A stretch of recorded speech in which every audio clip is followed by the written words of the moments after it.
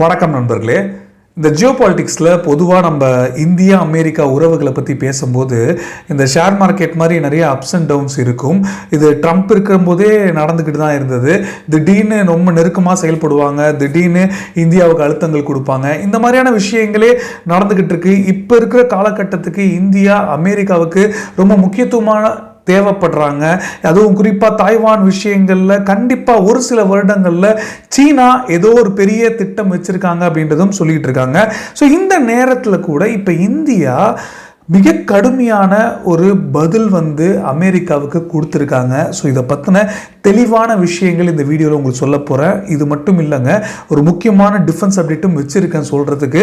So முடிஞ்ச அளவுக்கு வீடியோவை ஸ்கிப் பண்ணாமல் முழுசாக பாருங்கள், அப்போ தான் உங்களுக்கும் புரியும். நண்பர்கள் சேனல் புதுசாக வந்தீங்கன்னா சப்ஸ்கிரைப் பண்ணி உங்களோட ஆதரவுகளை கொடுங்க.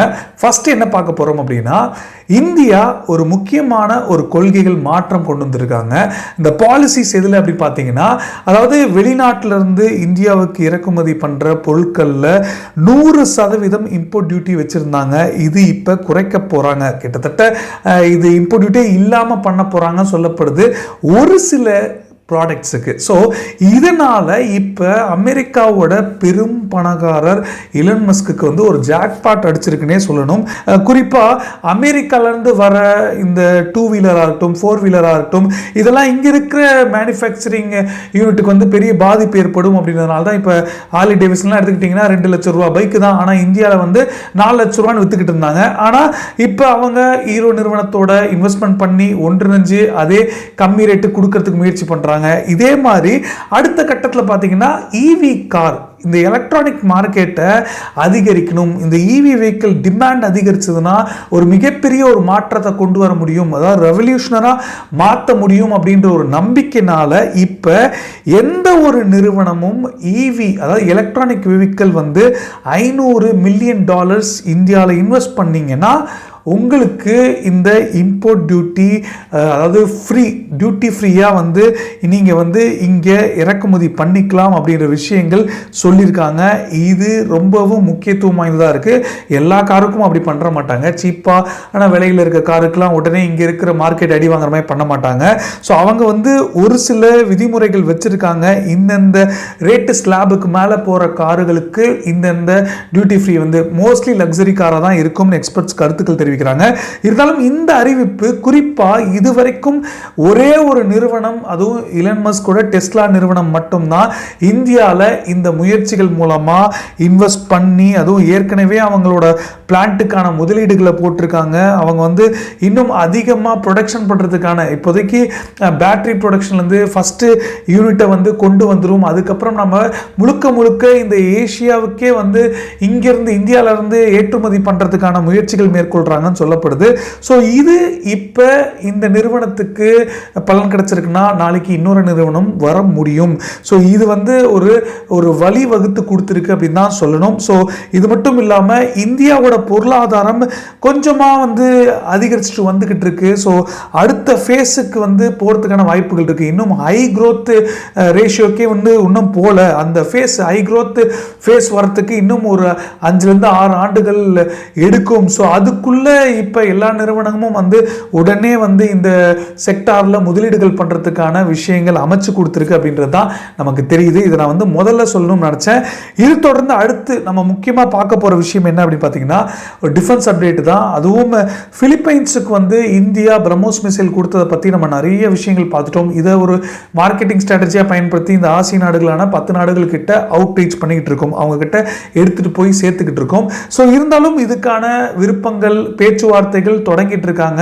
ஏன்னா பிலிப்பைன்ஸே 2013-15 காலகட்டத்தில் தான் பேச்சுவார்த்தைகள் நடந்தது. ஆனால் எப்போ நம்ம இதை டெலிவரி பண்ணோம்ன்றது நமக்கு தெரியும். ஸோ அந்த மாதிரி இப்போ மற்ற நாடுகளோடையும் பேச்சுவார்த்தைகள் ஆரம்பிச்சிருக்கு. Indonesia mostly final stage of டாக்ல இருக்காங்கன்னு சொல்றாங்க. ஸோ இத்தனை விஷயங்கள் பார்த்துக்கிட்டு இருக்கும்போது பிரம்மோஸ் மிசைல் ஒரு மிகப்பெரிய ஒரு பாப்புலர் அட்வான்டேஜ் ஏற்பட்டிருக்கு. அதாவது ரஷ்யாவோட மிசைலை விட பிரம்மோஸுக்கு இந்த அளவுக்கு ஒரு பவர்ஃபுல்லான விஷயங்களை அமைஞ்சிருக்கிறதுக்கு காரணம் இந்தியா ஒரு சில தொழில்நுட்பங்கள் அவங்களுக்கு ஏற்ற மாதிரி மாற்றிக்கிட்டாங்க. ஸோ இதுதான் முக்கியமான ஒரு காரணம் அப்படின்னு சொல்லப்படுது. இருந்தாலும் இப்போ இந்த தேஜஸ் போர் விமானங்களை அதாவது எப்படியாவது கொண்டு போய் சேர்க்கணும், எக்ஸ்போர்ட் மெட்டீரியலாக மாற்றணுன்றதுக்கான முயற்சிகள் போயிட்டுருக்கு. அது எகிப்தாக இருக்கட்டும், இல்லை அர்ஜென்டினாவாக இருக்கட்டும், இந்த பக்கம் ஆசிய நாடுகள் இந்தோனேஷியாவாக இருக்கட்டும், மலேசியாவாக இருக்கட்டும், அதுக்கப்புறம் இப்போ பிலிப்பைன்ஸாக இருக்கட்டும். ஸோ இந்த நாடுகள் வாங்கிறதுக்கான முயற்சிகள், அதாவது இந்தியா ஒரு மார்க்கெட்டிங் ஸ்ட்ராட்டஜி கொண்டு வந்துட்டு இருக்காங்க. ஏதாவது ஒரு நாடு வாங்கிட்டாங்க அப்படின்னாலே, இப்போ பாருங்கள் பிரம்மோஸ் மிசைலே பிலிப்பைன்ஸ் வாங்கின பிறகு இப்போ வியட்நாம், அதுக்கப்புறம் இந்தோனேஷியா, எகிப்துன்னு நிறைய நாடுகள் வந்து விருப்பம் தெரிவிச்சிருந்தாங்க. சவுதி கூட வாங்க போறாங்க அப்படின்ற செய்திகள் நம்ம பார்த்தோம். ஸோ இப்படி இருக்கும்போது இப்போ இந்த தேஜஸ் போர் விமானங்களுக்கு ஒரு ஆடட் அட்வான்டேஜா இந்தியா ஒரு முக்கியமான விஷயங்கள் பண்ண போறாங்க. பிலிப்பைன்ஸுக்காகவே பண்ண போறாங்கன்னு சொல்லப்படுது. இது இந்தியாவோட இந்த விஷயத்துல ஒரு குளோபல் இமேஜை வந்து மாற்ற போதுங்க. ஏன்னா பிரம்மோஸ் நெக்ஸ்ட் ஜென்ரேஷன் NG சொல்லப்படுற ஒரு மிசைலை தேஜஸ்ல இருந்து ஏவுற மாதிரி இன்டகிரேட்டடாக தேஜஸோடையே இன்பில்ட்டாக ஒரு ஃபுல்லி எக்யூப்டு மிசைலாக இதில் செட் பண்ணி இதை வந்து விற்க போகிறாங்க, எக்ஸ்போர்ட் பண்ணுறதுக்கான வாய்ப்புகள் இருக்குன்னு சொல்லியிருக்காங்க. இதுக்காக பிலிப்பைன்ஸோட ஆர்மியும் இந்தியாவும் இந்தியாவோட HAL நிறுவனமும் வந்து பேச்சுவார்த்தைகள் நடத்திக்கிட்டு இருக்காங்களாம்.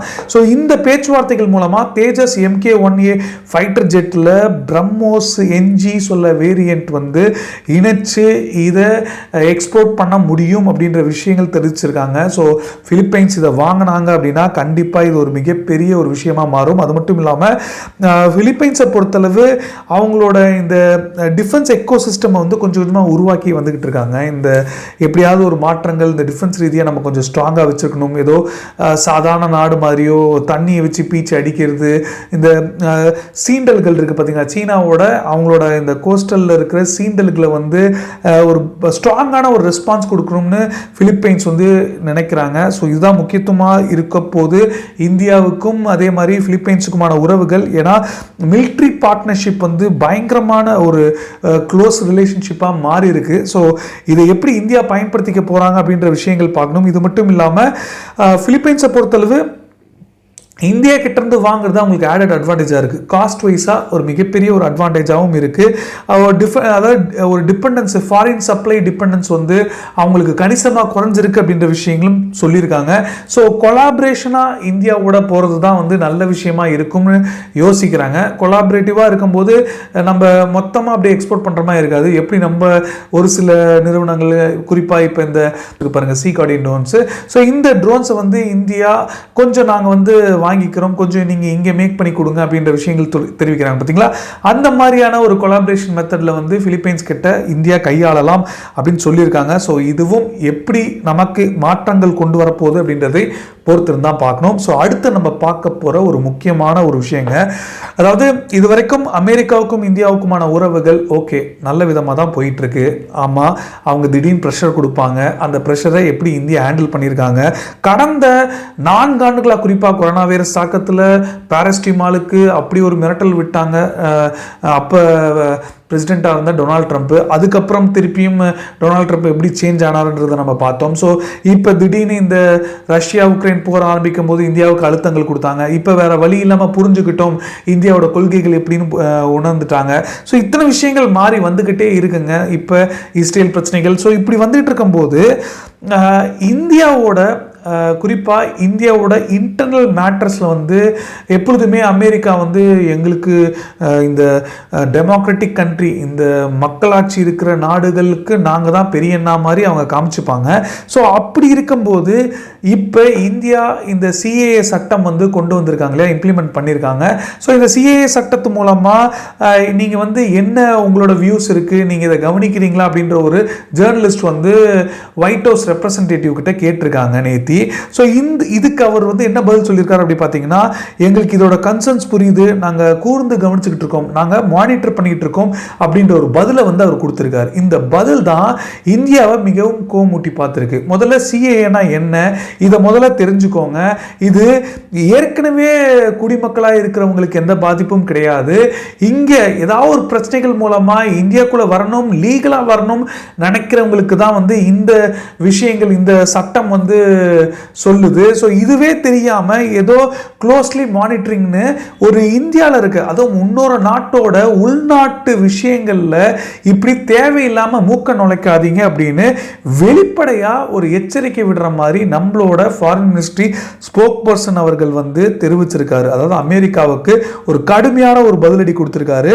முதல்ல இன்டர்னல் மேட்டர் நீங்க தலையிடுறீங்க அப்படின்னா இதோட அதுவும் காலங்காலமாக என்ன விஷயங்கள் நடந்திருக்கு, எப்படி வந்து இந்தியா எத்தனை விஷயங்களை சந்திச்சிருக்குன்னு எல்லா விஷயங்களுமே தெரிஞ்சுக்கிட்டு வாங்க அப்படின்ற ஒரு கருத்தை வந்து விட்டுருக்காரு. ஸோ ட்ரெடிஷ்னல் வேல்யூஸ் தெரிஞ்சுக்கிட்டா மட்டும்தான் நீங்கள் பேசுகிற கருத்துக்கள் உங்களுக்கு புரியும், இல்லாட்டி இது வந்து ஒரு மிஸ்இன்ஃபர்மேஷனாக மாறும். ஸோ இதை வந்து நீங்கள் தயவுசெய்து அடுத்த வாட்டி பேசணும்னா கூர்ந்து கவனித்து பேசுங்க அப்படின்ற விஷயங்களை இந்தியா தரப்பில் தெரிவிச்சிருக்காங்க.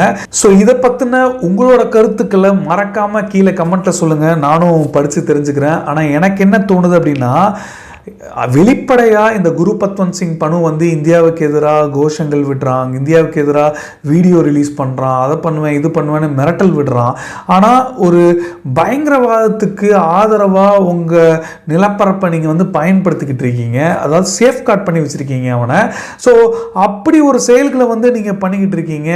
நீங்கள் இதை பற்றி பேசலாமா அப்படின்ற ஒரு கேள்விகள் எனக்கு எழுது. இருந்தாலும் உங்களுக்கு என்ன தோணுதோ தாராளமாக கீழே கமெண்ட்டில் சொல்லுங்கள், நானும் தெரிஞ்சுக்கிறேன். ஸோ இதோட நம்ம இந்த வீடியோவை நிறைவு செஞ்சுப்போம். நாளைக்கு இன்னொரு வீடியோவில் சந்திப்போம். இந்த வீடியோவை கடைசி வரைக்கும் பார்த்தமைக்கு ரொம்ப ரொம்ப நன்றி. ஜெய்ஹிந்த், பாய்.